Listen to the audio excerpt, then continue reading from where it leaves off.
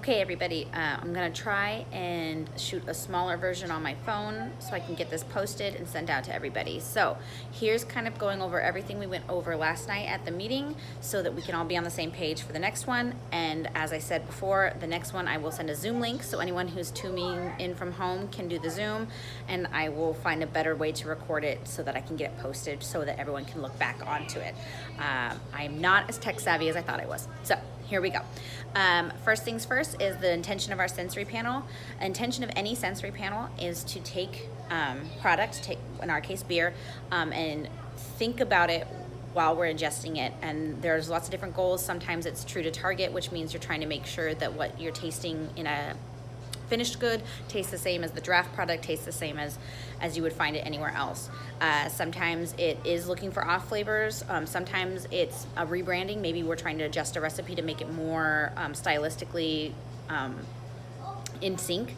So those are our intentions. So the main part of this sensory is that we're gonna train you guys how to turn your brain on while drinking a beer. So it's not just drinking for the enjoyment and kind of speculating on what we're tasting. It's really training our brains how to taste and how to articulate that so that anyone who's never had that beer you've had before could read your description and know exactly what you mean and exactly what you're tasting.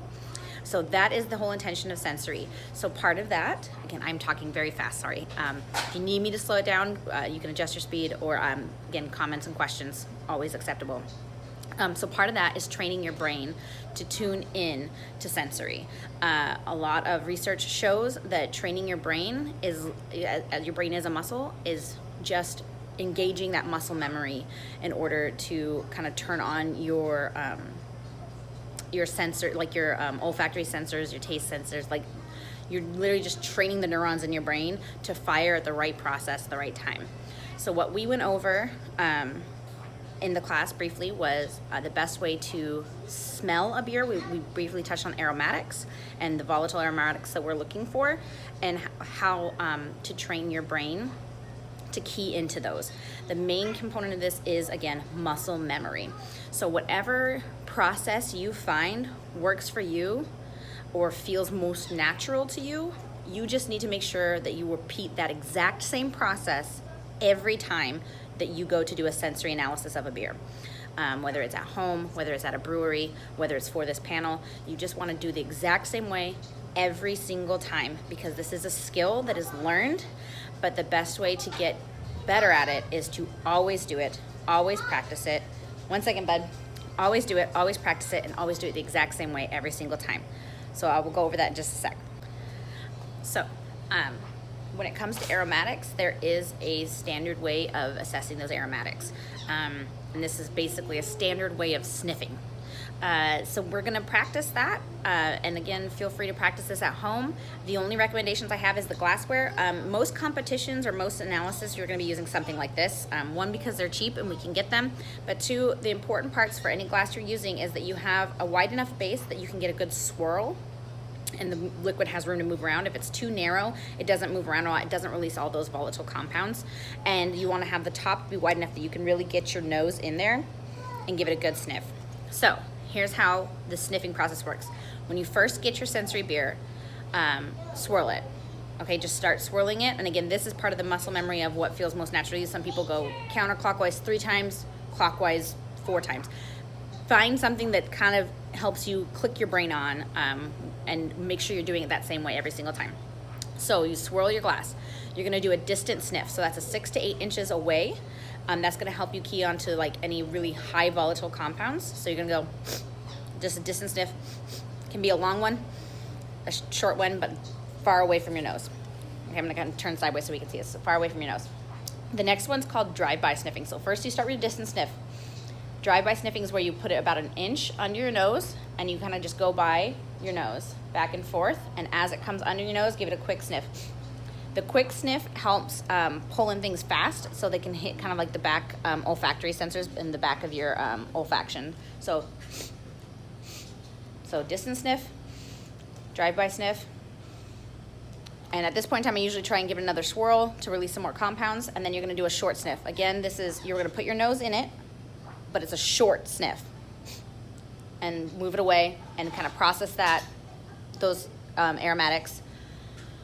Now this one you want to give it a nice good swirl, and you're going to do what they call the long sniff. Again, you stick your nose in it.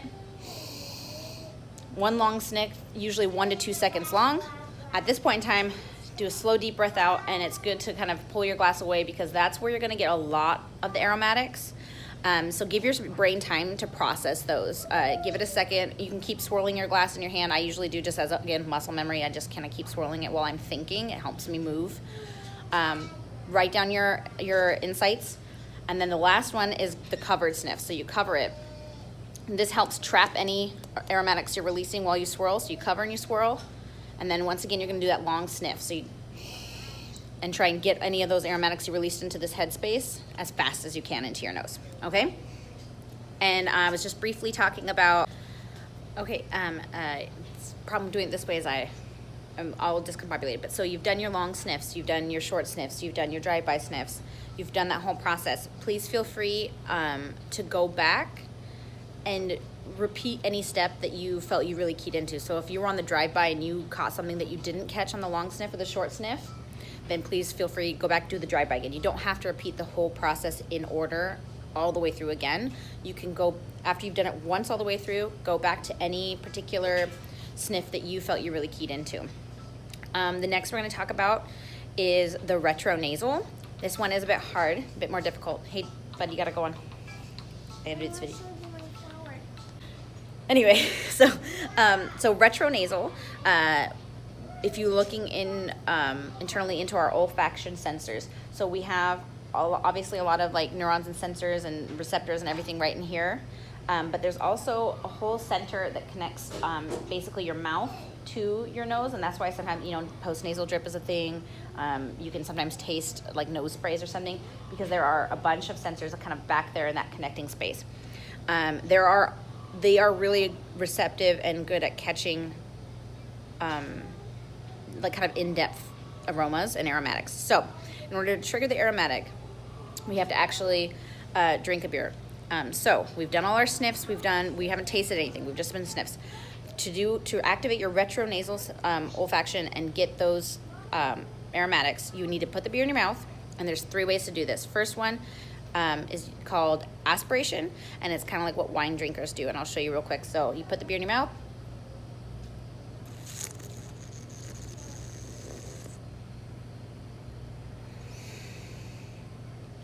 so the trick here, you put a little bit of beer in your mouth, you keep it in the front, you suck air to fill your whole mouth with air over the top of the beer. It makes that bubbling sound. Once your mouth is full of that air, you kind of let it sit for a second, and as you swallow the beer and then you breathe out your nose. Make sure you don't let any of the air escape out your mouth, you breathe out your nose. So basically it's pulling all that air you filled your mouth up with back through your nasal cavity and out. You can hit those sensors. So that's called the aspiration technique. The next one is the one I prefer just because it takes less thinking. Again, give it a good swirl. I'm gonna put the beer in my mouth, swirl it around for a second or two, let it warm up, and then swallow, and immediately as I swallow, breathe out my nose. So again, as I'm drinking the beer, I'm gonna suck in air so that it's air and just a little bit of beer in there, move it around, swallow, and breathe out my nose.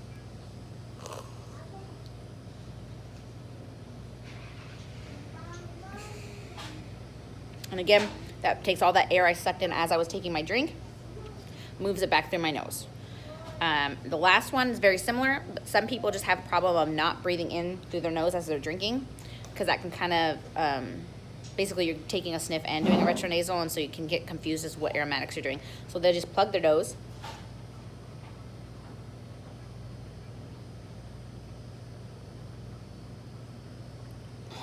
Oh, see, I did it in my mouth, whoops. You unplug your nose and you breathe out your nose. Always make sure you breathe out your nose, not out your mouth. So let's try again.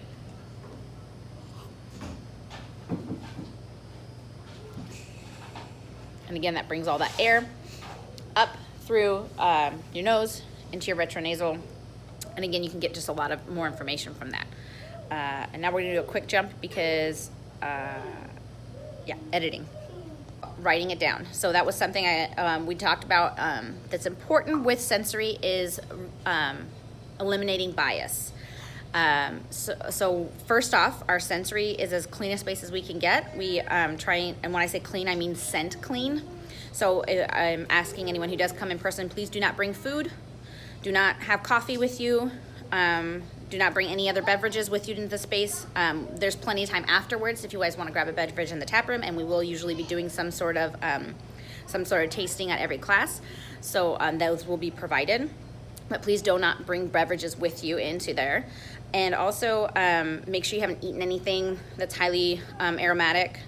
No lotions, perfumes, or high scents. This is to help keep bias out of the space so that we're fully engulfed in the smells and aromatics and tastes of the product we're doing. So the other thing is it's really important that you write down your gut and initial reactions because everyone's are different. You're gonna get our senses tend to trigger memories, so sometimes it's a memory that you're like keying into and you gotta write that down because you don't know why that's what's going on. Write it down. Everything, there's no wrong answers on this because it's all based on our lived experiences. So write down anything, but I do ask that you keep all of that to yourself initially, because the minute you start saying out loud, you know what, I'm getting a lot of caramel out of this. This is really caramely.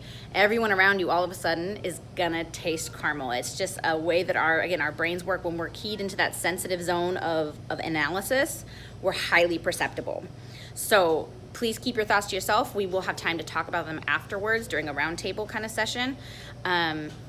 But keep the initial reactions to yourself, write them down, and again, with these sniffs, do a long sniff, and then just what you get, write it down, just like kind of train of thought, just boom, boom, boom, boom, boom, boom, boom, write it down, and you can key into what was triggering those specific reactions later.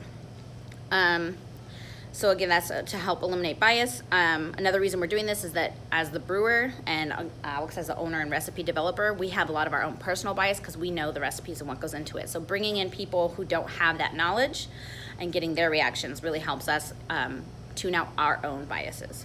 So we can try and keep the space free of scents and tastes, and also keep our comments to ourselves till the end.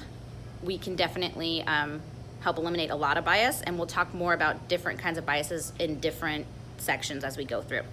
So that's how we do the sniffs. I recommend, again, you can do this with any beer. We use the Local 66 because it's a nice kind of bland beer, but you can use any beer you have at home. You can use any little taster glass you have. 1 second, bud. And just do those swirls and sniffs as practice for next week. And I think that's everything we went over. My next thing I wanted to make sure I shouted out, this is a recommendation I gave to everyone. This is Tasting Beer by Randy Mosher. It's got a lot of great information in it. It delves into the science of our brains and olfaction and everything, but not in kind of a too wordy way. It's a very approachable book, and it will help you relate a lot of what we're talking to other fields and other careers. Like, so again, he does food pairing, he does some history on beer styles. So I recommend this book. It's not a requirement because we will be going over all the necessary information for our sensory panel that is in this book, but if you're looking for a good read or a way to relate this to every day, this is a good way to do it. And I think I went over everything. If there's any questions, please leave them in the comments, send me an email. And again, next week we will have a Zoom link, and I will try and keep adding more information on the YouTube channel just for like kind of extra information for everyone to have. All right, cheers guys.